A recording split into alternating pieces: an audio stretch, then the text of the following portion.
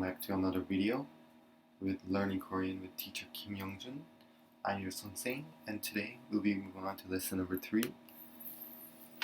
So today I'll be explaining one of the most complex topics in learning the Korean language, and this is called the honorific. So I'll be going over the 4 main types of honorific in the Korean language. So before I get started, I'll be introducing a new website. It's called KoreanVerb.net. If you visit this website, you can enter in any verb and look at the conjugation to all the honorifics given to you, so you can help learn and study and develop your language skills in Korean. So first, I'll be talking about the stem tense, which is basically the basic tense. And what is this? Is that when the sentence ends with da and nothing more. So I'll just give an example. We've gone over in the previous videos. We've been using this tense for all the sentences. So 나는 음식을 먹다 means I eat food, and this is the basic tense that is used, and it is typically used in writing. And where you see this is typically in dictionaries. When you want to conjugate something, you'll typically find it in da form, which is dictionary form. So now I'll be moving on to the informal low respect tense. So what is this tense? So it is a tense ending with o, a, he, or other such informal suffixes. So let me give an example of this. So this is seen here in 나는 음식을 먹어, which means I eat food. It's exactly the same meaning.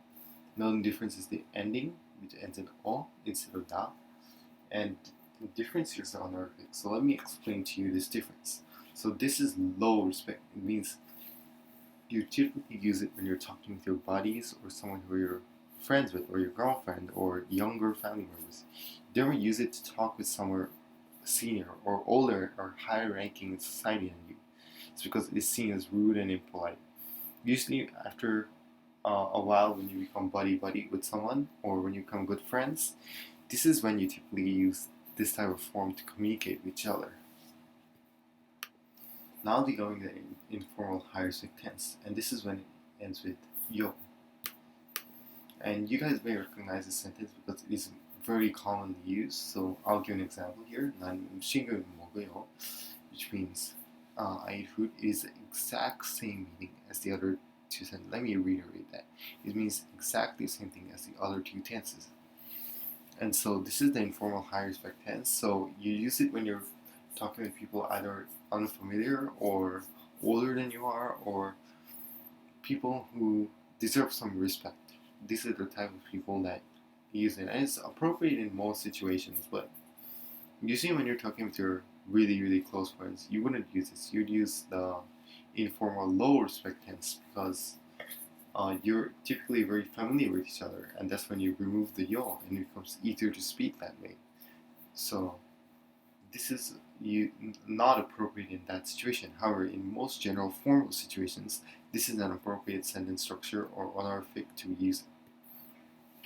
So now I'll be explaining the formal high respect tense. And when you hear people say 씁니다, that's basically when they're using this tense.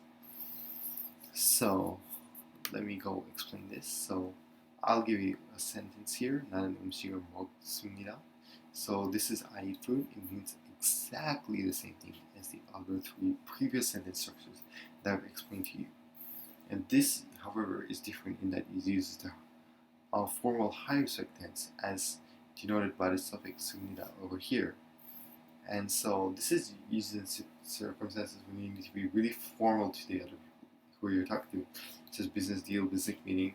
However, it is also acceptable in most usual circumstances, such as, for example, teacher can address his student in that form.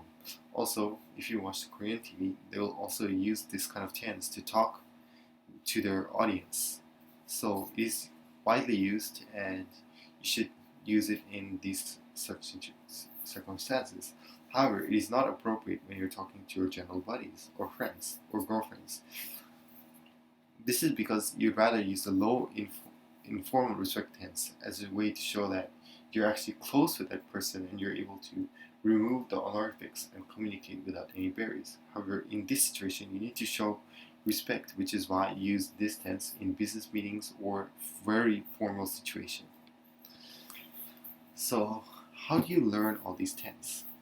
So like I mentioned, you can use KoreanVerb.app as the website I mentioned previously in order to access some of the conjugations and some of the tough conjugations.